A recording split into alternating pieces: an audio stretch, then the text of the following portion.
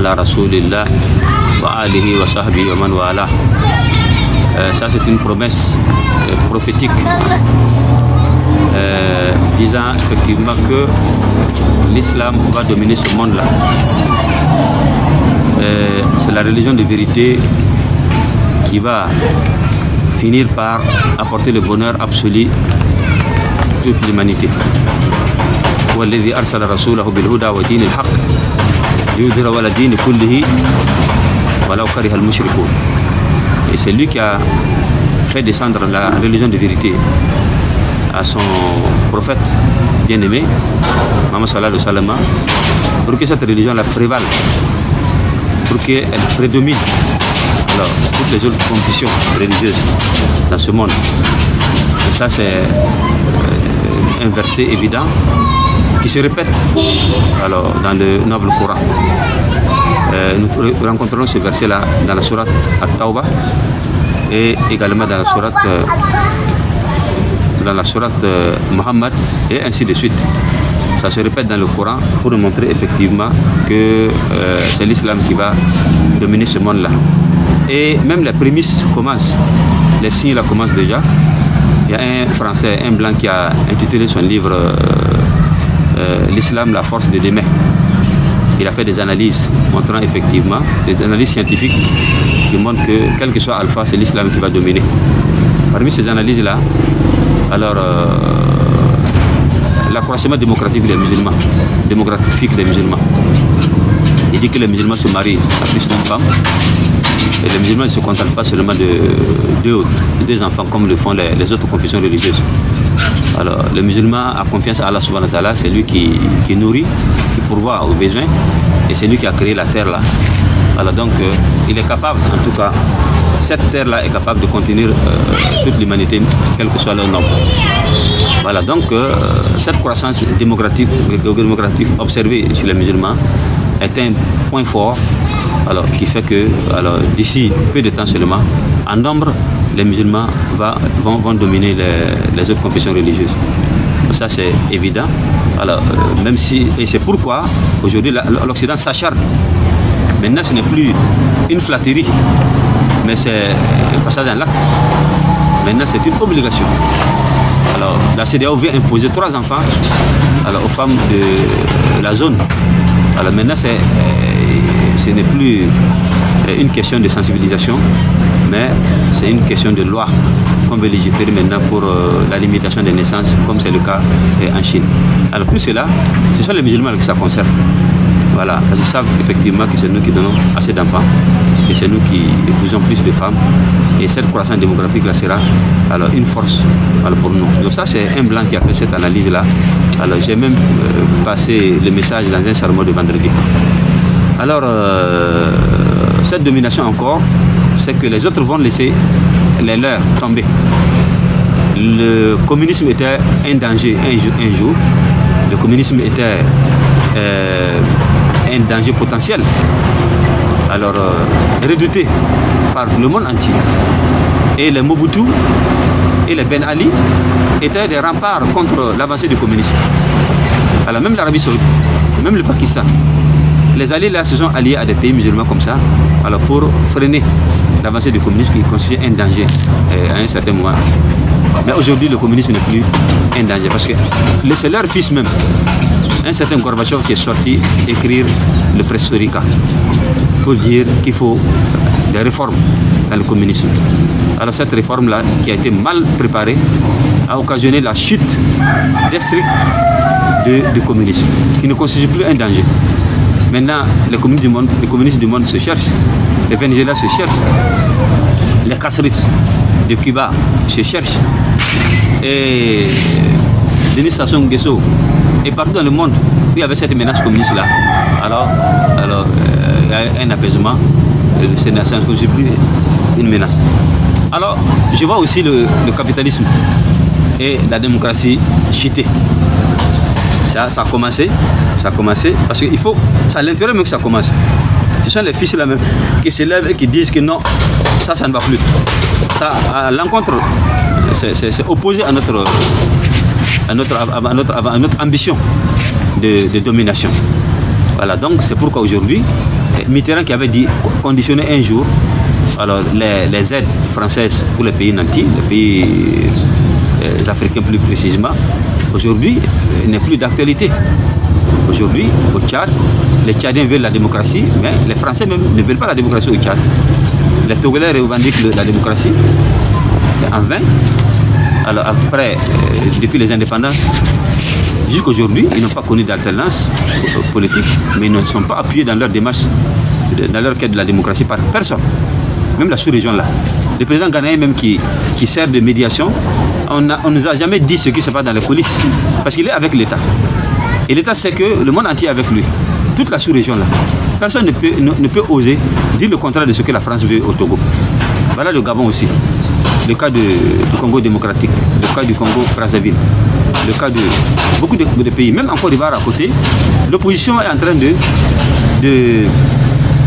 contester la composition de la Sénat. Voilà, il y a quelque chose là-bas. C'est comme ce qui s'est passé au Kenya.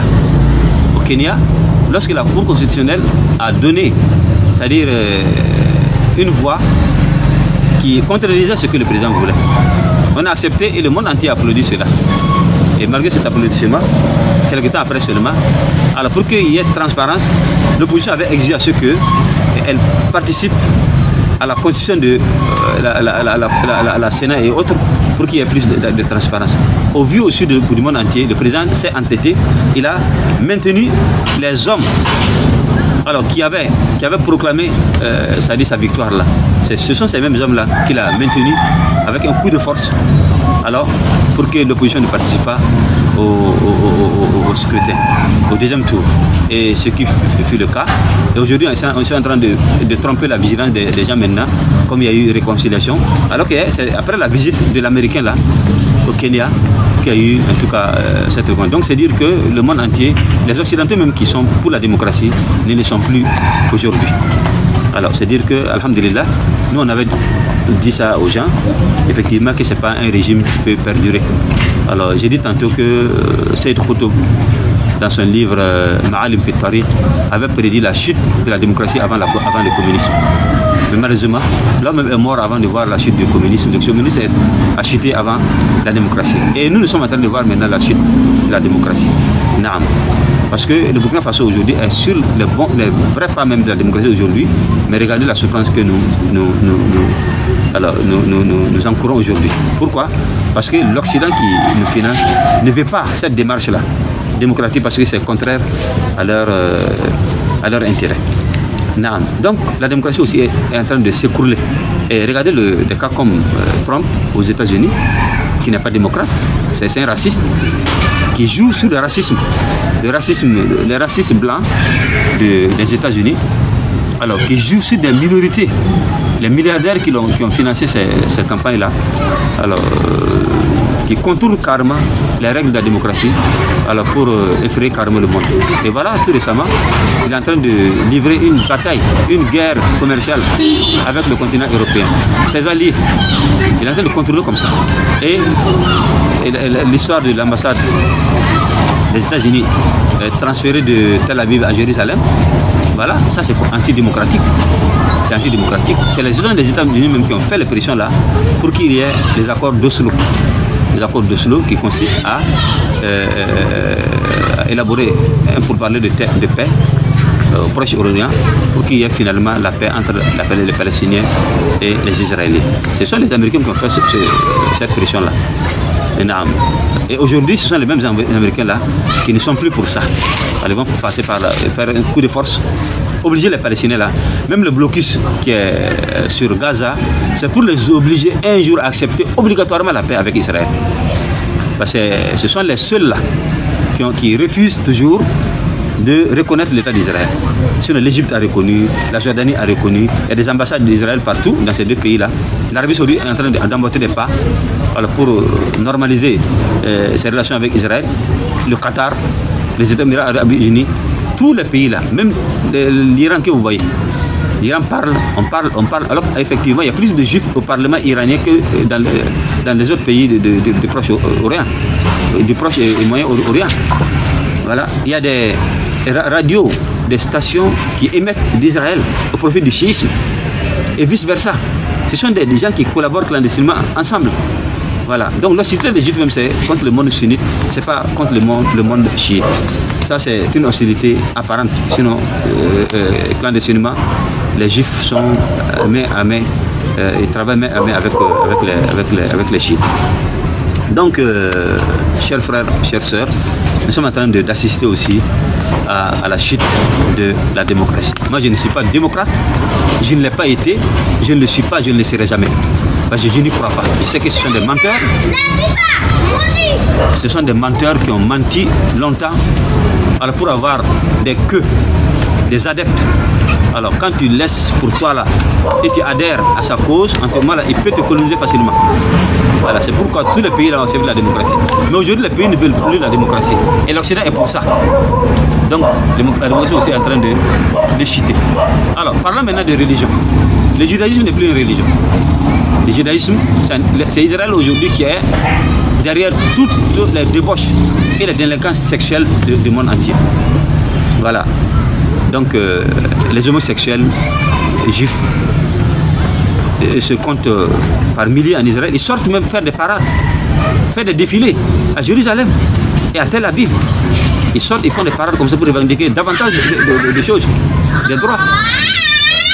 Donc, c'est le pays qui a cultivé le plus la débauche dans le monde. C'est pourquoi Obama, que les gens prétendent être, je ne le dirai pas, j'ai entendu, il a sillonné l'Afrique ici pour appeler les chefs d'État là à légiférer les lois au profit de l'homosexualité.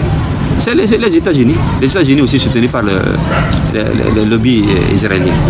Donc, je viens d'apprendre aussi que en Italie, partout en Europe, ce sont les populistes. On les appelle les populistes. Alors, le populiste, c'est quoi? C'est quelqu'un qui n'est pas pour la démocratie. Il est contre les émigrés. Il est contre les musulmans. Il est contre les règles pacifiques de la démocratie. Il veut faire comme Trump, l'Amérique d'abord. Donc mon pays d'abord. Alors je m'en fous de ce que la démocratie a mené. Que le vivre ensemble, le vivre en paix. Toutes ces propagandes-là, les populistes ne sont pas pour ça. Voilà, je viens d'apprendre qu'en Italie, aujourd'hui, il y a un populiste qui vient de prendre la reine de pouvoir. Il est devenu Premier ministre, qui va constituer son gouvernement. Donc, vous allez voir qu'au Portugal, en Espagne, partout, ce sont les populistes là qui passent. Même en France, Marine Le Pen là. Marine Le Pen, c'est parce qu'il y a eu des choses, des contre-démocraties, comme ça a été le cas aux États-Unis, Clinton face à Trump. Alors comment on a su que dans les sondages, c'était Clinton qui dévançait Trump largement. Et comment brusquement, des lobbies ont travaillé clandestinement avec le Russe et avec d'autres réseaux pour faire chuter la femme là, pour que Trump passe. C'est le même scénario qui a eu lieu en France, lorsqu'il y a eu des alliances partout pour contrecarrer l'avancée du Front populaire représenté par Marine Le Pen.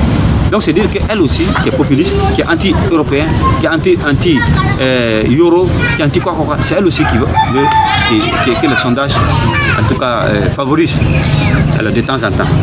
Donc voilà l'écroulement de la démocratie et du judaïsme qui n'est plus une religion, du christianisme qui n'est plus aussi une religion. La religion consiste seulement à chanter, à danser dans les églises, des prêtres homosexuels, des pasteurs homosexuels. Bon, c'est une religion vidée de tout sens.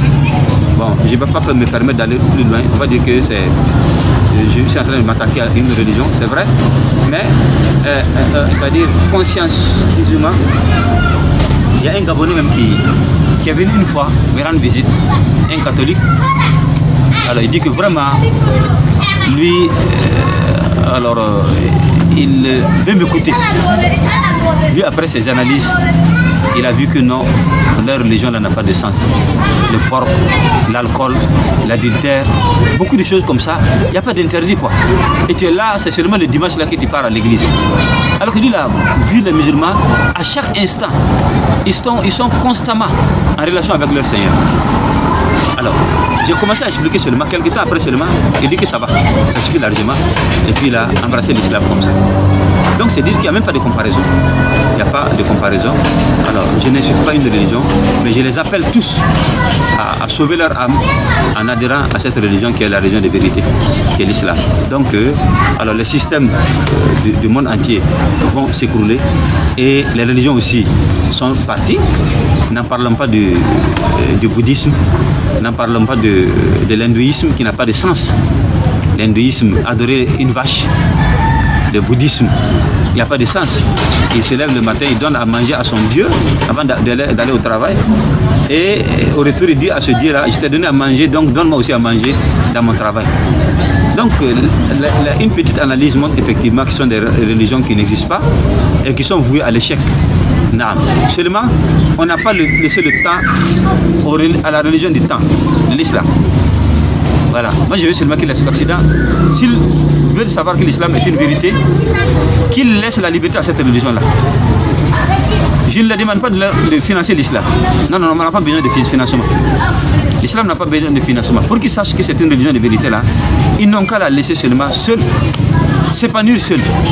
Et ils verront le miracle. Ils verront le grand miracle. Ils n'ont qu'à laisser les prêcheurs la prêcher comme les catholiques et les pasteurs le font, dans les bus, dans les trains, dans les métros et partout. Ils n'ont qu'à laisser les médias là, alors à la portée des musulmans. Seulement, c'est ce que je leur demande. Et ne pas s'en prendre à cette religion là, ne pas essayer de ternir son image.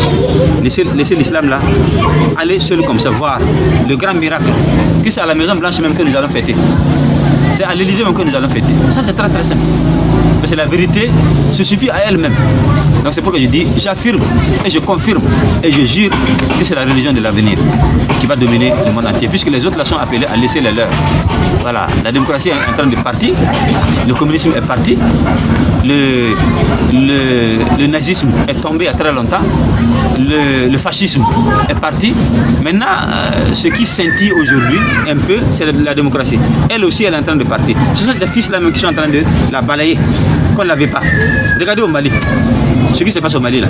Regardez à Conakry, en Guinée. Ce qui se passe en Guinée, Guinée équatoriale, comme Guinée, Conakry, dans ces deux pays-là. L'autre Guinée là a défié la CEDEAO. Ils avaient donné un ultimatum. Quelqu'un qui est venu dissoudre carrément le Parlement, dissoudre mettre fin à la vie au pouvoir du Premier ministre. Tout. C'est-à-dire, l'accord de Conakry, il a dit non à cela. Il a défié toute la CEDEAO. La CEDEAO qui a dépêché les contingents pour aller chasser Yahya Jammeh de Gambie, cette même CEDEAO est incapable d'aller chasser le président de l'autre Guinée. C'est-à-dire qu'il n'y a pas de vérité dedans. Les gens ne sont plus bêtes. Les gens sont... Et on connaît plus que les présidents même actuellement. Mais seulement on ne veut pas faire la politique. Voilà. Donc dans notre analyse, alors on peut résumer effectivement que la démocratie aussi est en train de s'écrouler parce que alors elle n'a plus de valeur. Voilà. Elle ne sert plus les vraies causes de ce monde-là. Voilà. Donc au Burkina Faso même, regardez, il y a des chefs traditionnels qui se lèvent comme ça, défier le pouvoir central. C'est pas ici seulement, en Centrafrique, partout dans le monde. Je connais au Burkina Faso 3 cas comme ça. Des chefs traditionnels qui se lèvent, qui défient le pouvoir central, qui chassent des gens, qui disent que ici, chez nous là, non. Il faut être animiste. Voilà, il faut immoler pour notre Dieu. On ne tolère pas une autre religion. L'autre sur la Farah, c'est un pasteur qu'on a battu. On a brûlé son église, on l'a chassé du village là. Actuellement, il est en train de se faire soigner. À Farah, actuellement. Et maintenant, ils ont donné un ultimatum aux musulmans de sortir du village là. Parce que eux, ici, ce sont les idoles là qu'on adore. Au Burkina Faso, à Farah. Et ces musulmans sont venus ici me voir. Ici, j'allais voir la fédération. On a déposé notre doléance là-bas. Et vous allez voir que les autorités seront incapables de faire face à cette situation-là. Parce qu'ils ont peur des traditionnistes. Des traditionnistes qui grandissent, qui deviennent de plus en plus grands et qui veulent défier même le pouvoir central. Donc c'est comme c'est le monde entier. C'est le monde entier. Ça veut dire que la démocratie a flatté les gens, le vivre ensemble, le quoi. Nous on veut ça. Mais comme c'est la démocratie qui a légiféré ces choses-là, ça va s'avérer un jour fausse. Et c'est la même démocratie là qui va détruire ça pour que le monde là se reconstruise à nouveau. Je me rappelle lorsque j'étais enfant, une chanson de Jimmy Cliff. C'est en anglais. il disait quoi? Remake the world. Remake the world, c'est-à-dire il faut rebâtir le monde là. Le monde a besoin de quoi? D'être rebâti. Voilà. Donc il y a un nouveau système qui attend le monde là. Et c'est pourquoi les armées là sont en train de se préparer. Ils sont en train de s'attaquer à la Corée du Nord. Ils sont en train, l'Alliance Atlantique est en train de se préparer. Les armées sont en train de venir en Afrique de l'Ouest ici pour s'installer. Même l'Allemagne est là au Togo. La France est là avec ses armées. Au Burkina Faso, au Mali. On a dit que c'est le terrorisme. Alors qu'ils savent qu'il y a un danger qui menace le monde là. C'est ce qu'ils ont appelé eux-mêmes la guerre préventive. Il faut attaquer avant d'être attaqué. Donc ils sont venus maintenant déployer les soldats là partout alors pour faire face à une menace. C'est quelle menace? C'est pas le communisme. Le communisme est parti. Non, non, non. C'est pas l'Inde. C'est pas l'hindouisme. C'est pas le bouddhisme. Non. C'est pas le christianisme. Le christianisme de pape là. Là-bas vous allez voir. Le pape est en train de légiférer. Il est en train de voir peut-être le match de Barça aujourd'hui. Quand Barça, c'est-à-dire joue seulement, le pape n'a pas le temps de penser à son Dieu. Donc c'est dire que ce sont des choses alors qui ne sont plus des menaces. La seule menace qui est restée aujourd'hui dans ce monde-là, c'est la seule religion là. Ils ont raison de l'appeler terrorisme parce que c'est la terreur. Ils ont peur même avant que la religion n'agisse. La religion ne tue personne. La religion n'effraie personne. La religion, c'est la paix. Les serviteurs du tout miséricordieux qui marchent humblement sur terre. Et lorsque les incrédules s'adressent à eux avec des paroles malsaines, ils disent tout simplement Qalu salaman. Naam. Sibabul muslim fusuqun wa qitaluhu kufr. Insulter un musulman même c'est le fousouk. A fortiori de l'abattre, de le combattre.